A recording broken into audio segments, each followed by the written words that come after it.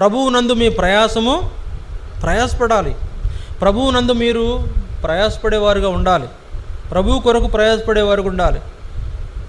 కనుక అలాంటి అనుభవంలో మనం ఉండు కొరకు యేసుప్రభువు ఏం చేశాడు? గలతీ 1:4 మన తండ్రి అయిన దేవుని చిత్త ప్రకారము క్రీస్తు మనలను ప్రస్తుత దుష్టకాలంలో నుండి విమోచింపవలనని మన పాపముల నిమిత్తమై తను తాను అప్పగించుకుని ఈ దుష్టకాలంలో నుంచి మనం విడిపించబడాలని. ఈ దుష్టకాలం అంటే ప్రస్తుత దుష్టకాలం అంటే ఎలాంటి దుష్టకాలంలో ఉన్నాం? భయంకరమైనటువంటి పరిస్థితులు ఉన్నాం. దేవుని కొరకై జీవించేటువంటి వారికి పెను సవాలుతో కూడినటువంటి పరిస్థితులు ఏర్పడినాయి. చూడండి, ఒక పాస్టర్ గారిని దారుణంగా చంపేశారు. ఇది ఎంత ఘోరమైన వార్త అంటే, ముఖ్యమైన వాళ్ళు స్పందించవలసిన వాళ్ళు కూడా ఎవరు స్పందించకుండా చాలా నిర్లక్ష్యంగా ఉన్నంత కుట్ర కోణం. కాబట్టి ఇవన్నీ మనం వాక్యంలో మాట్లాడుకునేది కాదు.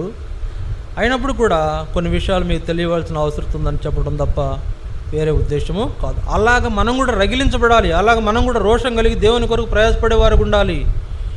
అందుకే యేసు ప్రభు ఈ దుష్టకాలం నుంచి మనం విడిపించిన కారణము ఆయన అప్పగించుకుంటూ వచ్చాడు. మన కొరకై తన్ను తాను అప్పగించుకుంటూ వచ్చాడు. కలువరి శిలువలో తన ప్రాణాన్ని బలిగా అప్పగించు.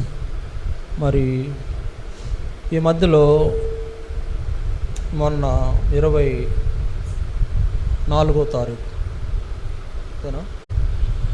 ఒక సహోదరుడు, దైవ సేవలో ఉన్న ఒక సహోదరుణ్ణి మరణము సంభవించింది. మరి ఆ మరణం గవర్నమెంట్ వాళ్ళు యాక్సిడెంట్ అంటున్నారు, పోలీసులు కానీ ప్రభుత్వం కానీ యాక్సిడెంట్ అంటుంది.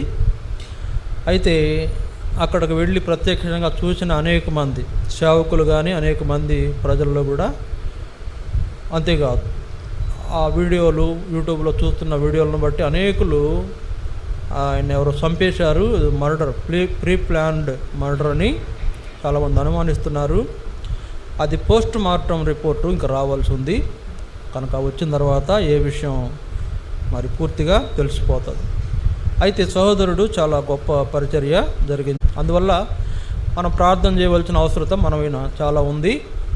ఆ సహోదరుని విడవడిన కుటుంబం కొరకు, తన భార్య బిడ్డల కొరకు, మరి ఆయన మిగిల్చి వెళ్ళిన పరిచర్య వాళ్ళు జరిగించే దాని కొరకు మనం ప్రార్థన చేయాలని ప్రభు పేరిట మీకు అందరికీ మనవి చేస్తున్నాం. సహోదరుడు పేరు ప్రవీణ్ పగడాల అనే సహోదరుడు గడిచిన 25వ తారీఖు అర్ధరాత్రి 11:30, 12 టైంలో ఆయన అనుమానాస్పదంగా మృతి చెందాడు. విడవబడిన కుటుంబ ఆదరణ కొరకు ప్రార్థిస్తాం. తర్వాత